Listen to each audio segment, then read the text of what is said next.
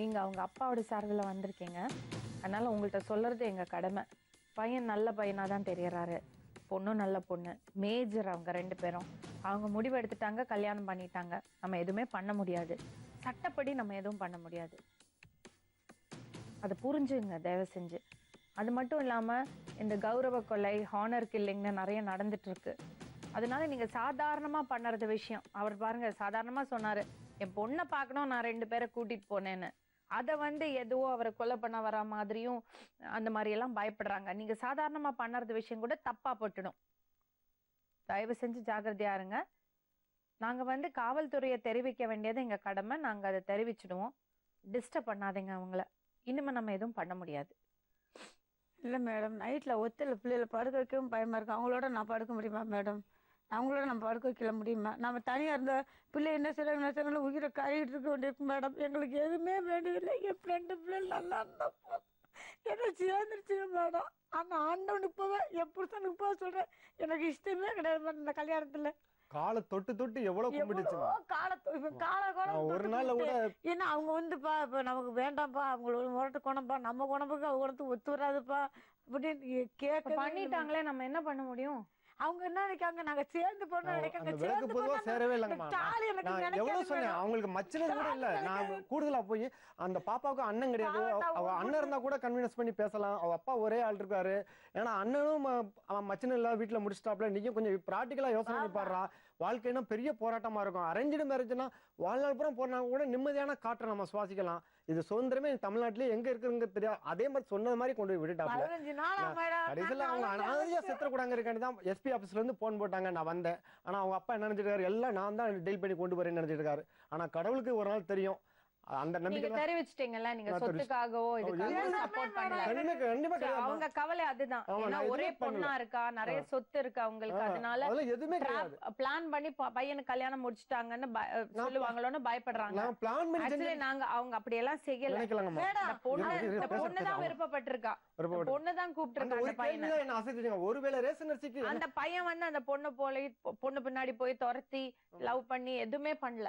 20 எத்தனை kilometre, 100 kilometre distance அங்கிட்டு இருக்காங்க. அது எப்படி பண்ண முடியும்? என் கூட தான் என் கஸ்டடியில இருக்காங்க. ஆசைப்பட்டுட்டா. ஆமா ஆமா. அது 12 வயசுல இருந்து ஒரு ஃப்ரெண்ட்லியா பழக ஆரம்பிச்சு. இந்த பொண்ணோட அப்பா அம்மா ரொம்ப பாசமா இருக்காங்க, பொண்ணு மேல உயிரையே வச்சிருக்காங்க. பொண்ணு கல்யாணம் பண்ணிட்டாங்க, இனிமே நம்மளால எதுவும் செய்ய முடியாது. அவங்க மேஜர், தயவு செஞ்சு அவங்கள வாழ விட்டுடுங்க. காலம் போற போக்குல எல்லாம் சரியாகும். 100 கோடி ரூபாய் கிடைத்தா கூட இந்த மருமக கிடைக்கிறது கஷ்டம். நன்றி. ஆனா பிரச்சனை தான் எங்களுக்கு 100 கோடி ரூபாய் கிடைத்தா கூட இப்படி ஒரு பிள்ளை கிடைக்கிறது எங்களுக்கு பெரிய வரம். கண்களோட மட்டும் மேடம், இது கண்கலங்கன்னா நான் கண்கலங்க மாணிக்கு நல்லா வச்சுக்கிறேன் மேடம். எனக்கு பிள்ளையா நான் வச்சுக்கிறேன். வந்துட்டா வீட்டுக்கு அவங்க 2 பேர்த்தையும் நல்லபடியா வாழணும் மேடம். ஆண்டவனு போக சொல்றேன், தாலி எறிய சொல்றேன், இந்த பொண்ணு நான் நல்லா வச்சுக்கிறேன் மேடம். மற்றவங்களுக்காண்டியும் இல்லையா, எனக்காண்டியும் நான் என் பிள்ளைய நல்லா வச்சுக்கிறேன் மேடம். எனக்கு அது போதும். ஆனா நிச்சயம் மேடம், அவங்க அம்மா அப்பா வகுறு எரியவே கூடாது மேடம். அவங்க வாழ்க்கை ரொம்ப கஷ்டம் தெரியும். தப்பு பண்ண கூடாதுமா. இப்படி நீ பண்ணது தப்பு. தப்பு இவன் பண்ணது தப்பு, பெரிய தப்பு. ஏன்னா அவங்களுக்கு எவ்வளவு வேதனை இருக்கும். அது ஹவுஸ் அரெஸ்ட்ல வச்சாங்க, அது பண்ணாங்க, இது பண்ணாங்க சொல்ற. வேற என்ன செய்வாங்க? மேஜர் ஆறதுக்கு முன்னாடி நீ ஓடி போனேன்னா அவங்க என்ன பண்ணுவாங்க?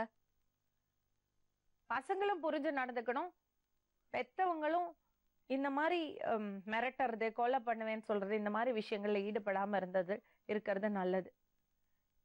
ஆனா முழுக்க முழுக்க தப்பு பண்ணிட்டான் மேடம். நான் எவ்வளவு சொல்லி நான் கேட்க காலில் கூட வந்தேன் மேடம்.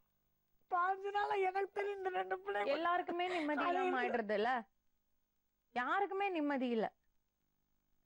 இந்த மாதிரி சூழ்நிலையை அவாய்ட் பண்ணலாமே. இப்படி விட்டுட்டு வருது எல்லோட விட்டுட்டாருன்னா பிரச்சனை இல்லை மேடம். நான் ஆள் வச்சுக்கிட்டு வீட்டுக்கு வந்தா நம்ம என்ன மேடம்? இல்லம்மா, அவர் அப்படியெல்லாம் செய்யறதா இல்லம்மா. இல்ல 10 நாளா இப்படிதான் மேம் பேசுறாங்க.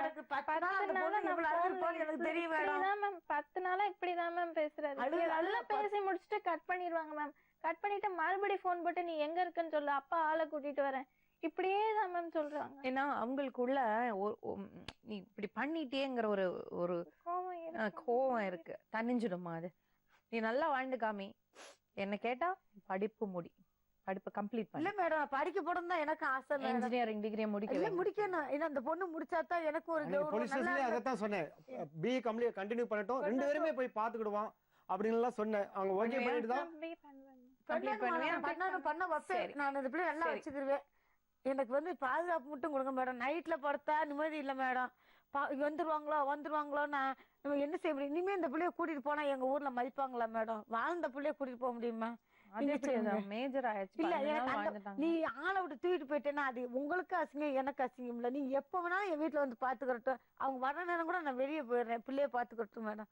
என்னை பிடிக்கலையா, எங்க வீட்டுக்கார பிடிக்கலையா, நாங்க என் பிள்ளைய கூட பிடிக்க வேண்டாம். எப்ப வேணும் நீ எப்படி அவங்க நம்பிக்கை அந்த பிள்ளைய அனுப்பிச்சு விட முடியும் மேடம்? நீங்க சொல்லுங்க. நீங்க இப்படி எல்லாம் சொல்றீங்க. அந்த பொண்ணு உங்க பையன் தான் வேணும்னு சொல்லி வந்திருக்கா. வந்திருக்கா இந்த மேடம். வித்தியாசம், பணம், ஸ்டேட்டஸ், ஜாதி இதெல்லாம் காதலுக்கு தெரியாது.